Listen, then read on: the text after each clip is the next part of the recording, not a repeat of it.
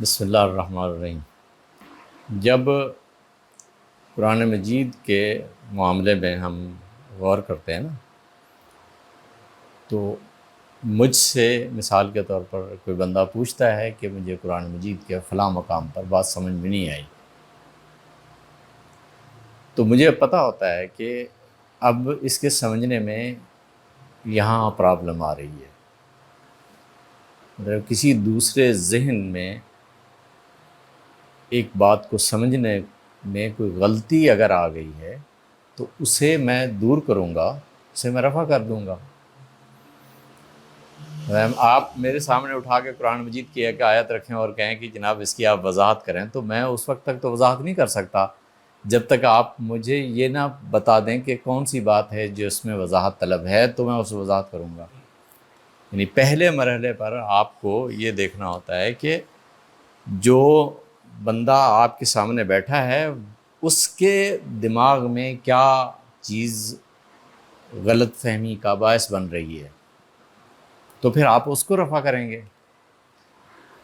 تو کسی ذہن کو پڑھنا، کسی ذہن کی غلط فہمی کو رفع کرنا ایک نیچرل بات ہے، انسان ہے، سمجھنے میں غلطی کر سکتا ہے، لیکن جب آپ کسی کو کسی غلط فہمی سے نکال رہے ہوں تو آپ کو پتہ ہونا چاہیے کہ اس کے ذہن میں غلط فہمی یہ آئی ہے۔ ایسا نہیں ہو سکتا کہ آپ کسی کے دماغ میں ایک غلط فہمی کو پہلے سے فرض کر لیں کہ وہ اس غلط فہمی کا شکار ہوگا، تو پھر آپ اس کو واضح کرنے بیٹھ جائیں۔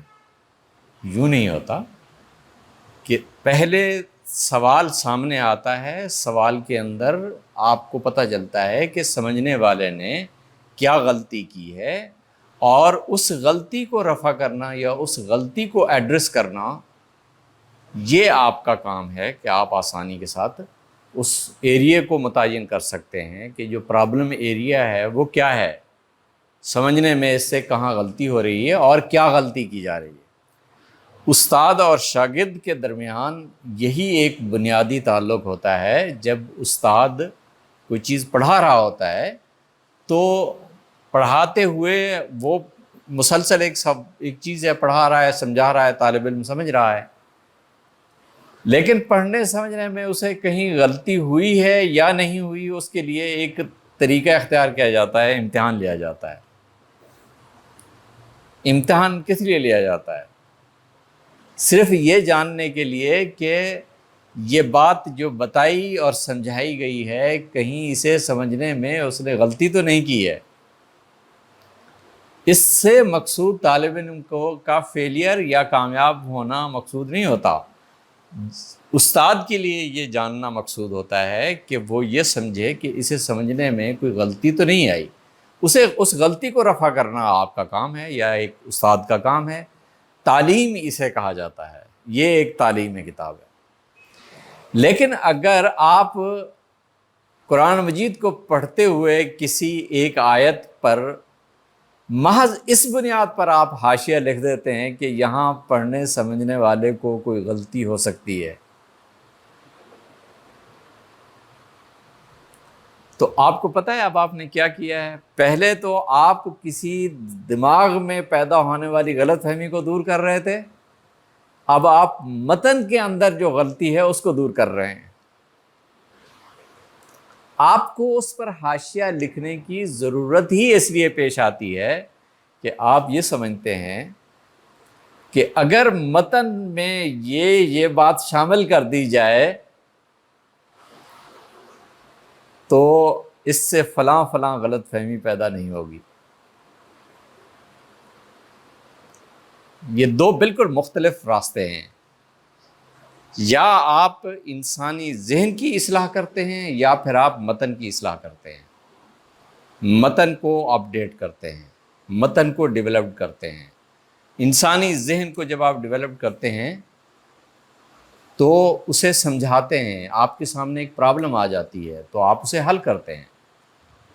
بہت سارے لوگوں نے میرے سامنے قرآن مجید کی ایک آیت رکھی اور کہا اس کی وضاحت کریں. میں نے ان سے پوچھا آپ یہ بتائیے کہ میں کس بات کی وضاحت کروں؟ کوئی مسئلہ ہو تو میں وضاحت کروں نا. یہاں کوئی پرابلم ہو، کوئی محسوس ہو کوئی مسئلہ تو میں اسے حل کروں نا. آپ یہ بتائیں کہ آپ کو اس کے سمجھنے میں کیا غلط فہمی ہوئی ہے، آپ کو سمجھنے میں کیا غلطی لگی ہے، آپ کو سمجھنے میں کیا پرابلم محسوس ہوئی ہے، تب میں اس کی وضاحت کروں. لیکن اگر آپ مجھے بتائیں بھی نہ تو میں ایسے فرض کر کے تو قرآن مجید کو واضح نہیں کر سکتا. میں قرآن مجید کی کسی آیت میں مجھے کوئی پرابلم فیل ہی نہیں ہو رہی، اس میں مجھے نہیں لگ رہا کہ اس نے اپنی بات کو پہنچانے میں کوئی کمی کی ہے، کوئی کوتاہی کی ہے، اس نے اپنا مدعا بیان کرنے میں کوئی کمی کوتاہی چھوڑی ہے، مجھے نہیں لگتا. اگر آپ کو لگ رہا ہے تو آپ بتائیے تو میں اس کو حل کروں گا. تو یہ دو ڈفرینٹ میتھڈالوجیز ہیں قرآن مجید کو اپروچ کرنے کی. ایک یہ کہ آپ قرآن مجید پڑھاتے ہیں، سمجھاتے ہیں، پڑھاتے سمجھاتے ہوئے آپ کے طالب علم آپ سے سوال کرتا ہے، آپ کو اس کی غلط فہمی کا اندازہ ہوتا ہے تو آپ اس کی اس غلط فہمی کو ایڈریس کرتے ہیں.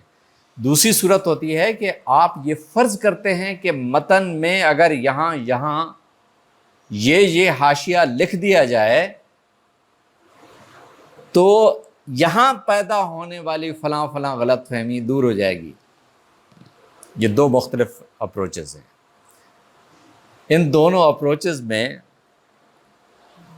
اصل پرابلم کہاں پیدا کی ہے؟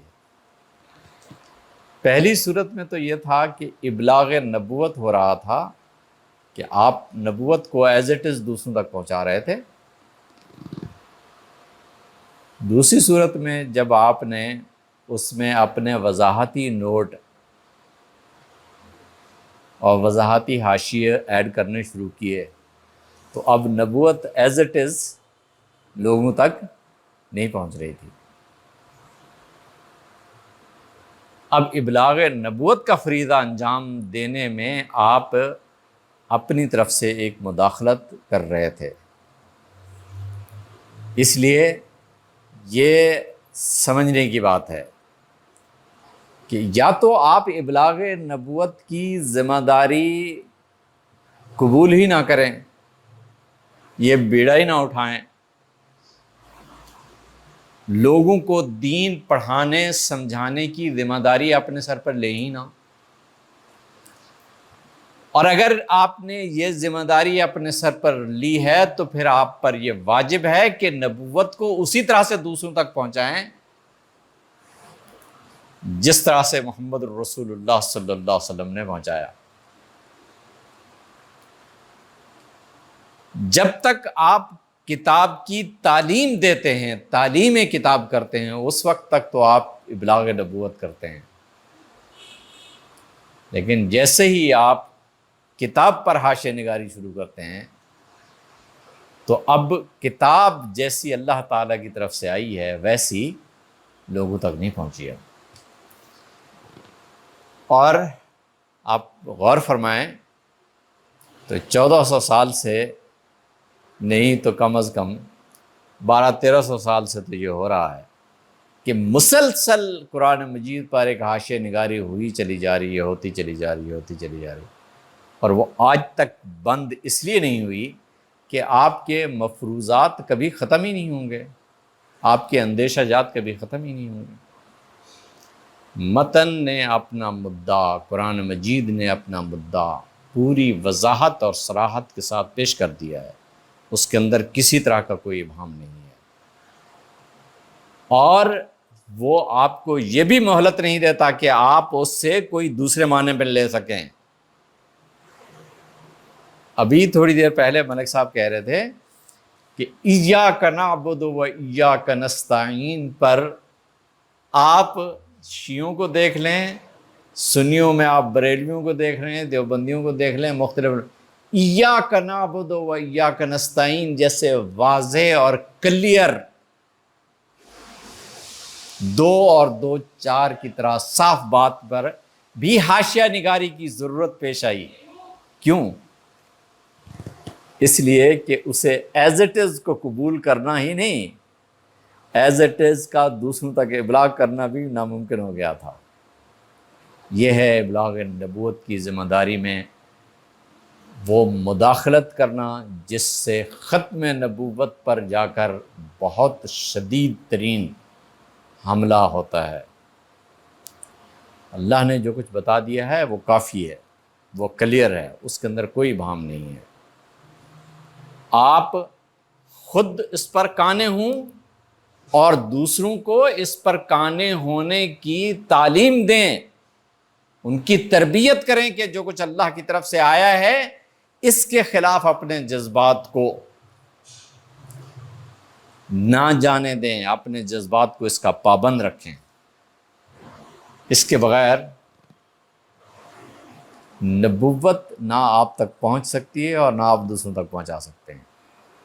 السلام علیکم ورحمۃ اللہ۔